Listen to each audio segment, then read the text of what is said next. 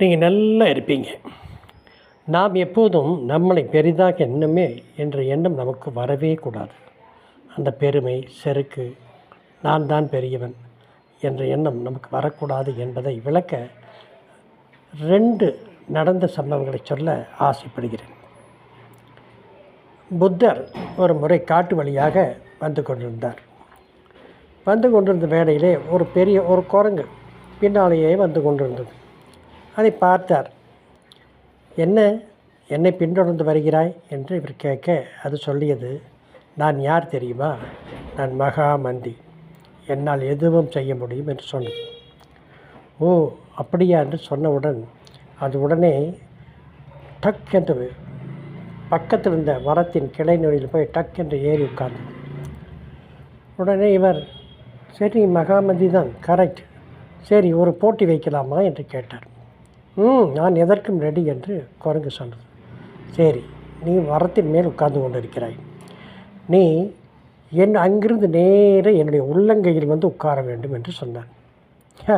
அதனால் என்ன, உட்கார்ந்து காமிக்கிறேன் என்று அது, சரி இதுக்கு பந்தயம் என்ன என்று சொன்னது. உடனே புத்தர் சொன்னார், நீ வந்து உட்கார்ந்து பார், நீ உட்கார்ந்து காண்பி, நான் பரலோகத்தில் இருக்கிற பெரிய ராஜாவை அவரை நான் இங்கே வர வைக்கிறேன். அப்போ அந்த சீட்டு காலியாக இருக்கும், அந்த சீட்டில் நீ ஏறி உட்கார்ந்து ராஜாவாடலாம் என்று சொன்னார். உடனே ஓகே என்று சொன்ன குரங்கு எவ்வளவு ட்ரை பண்ணி பார்த்தியும் அவருடைய உள்ளங்கையில் வந்து உட்கார முடியாமல் கடைசியில் அது நான் பேசியது தவறு என்று ஒப்புக்கொண்டதாக ஒரு சரித்திரம் இருக்கிறது. அதே போலத்தான் பைபிள் பார்த்தீர்களானால்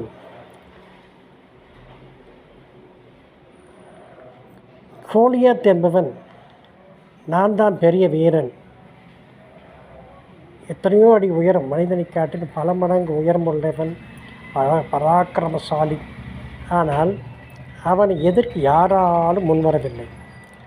ஆனால் எதிர்த்து போனவர் யார் என்றால், சின்ன வயதுடைய ஒரு ஆயுதம் இல்லாமல் கவன்கல் மாத்திரம் வைத்து கொண்டு தாவீது போய் ஒரே கல்லில் அவனை அடித்து அவன் விழுந்தான்.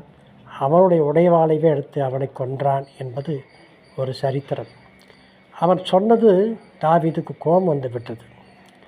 நீ வணங்குகிற அந்த தேவனை நான் தூசிக்கிறேன் என்று ஒரு வார்த்தை சொன்னான். அது இவனுக்கு கோபம் வந்து விட்டது. நான் வணங்குகிற கடவுளை நீ தூசிக்கிறாய் என்று உடன் அந்த கோபத்தில் தான் தாவீது அவனை ஒரே கல்லில் எறிந்து கொன்றான் என்பது சரித்திரம், நடந்த சரித்திரம். அவன் பெரியவன் என்று சொன்னான். அதே மாதிரி குரங்கு தான் பெரியது என்று சொல்லியது. 2 பேருடைய நிலைமை என்ன என்று சிந்தித்து பாருங்கள். நாம் எப்படி இருக்க வேண்டும்? நம்மை நாம் எப்போதும் தாழ்த்தி இருக்க வேண்டும். தாழ்த்தப்படுபவன் உயர்த்தப்படுவான் என்று கர்த்தர் சொல்லியிருக்கிறார். நாம் அப்படியே இருப்போமா என்று கூறி லைக் பண்ணுங்கள், ஷேர் பண்ணுங்கள், சப்ஸ்கிரைப் பண்ணுங்கள். நாளை சந்திப்போமா?